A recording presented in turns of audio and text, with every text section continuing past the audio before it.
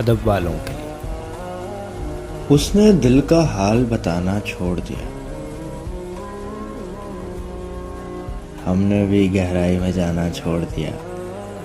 पर एक साथ जिनके अपने सपने पूरे नहीं होते ना, जब उसको ही दूरी का एहसास नहीं, वो दूसरों के सपने पूरे करते हैं। जब उसको ही दूरी का एहसास नहीं, हमने भी एहसास दिलाना छोड़ दिया।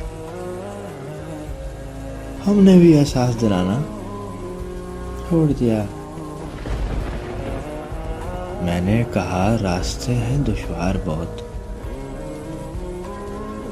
उसने तब से साथ निभाना छोड़ दिया। जब ये कहा कि करना याद दुआओं में, जब ये कहा कि करना याद दुआओं में,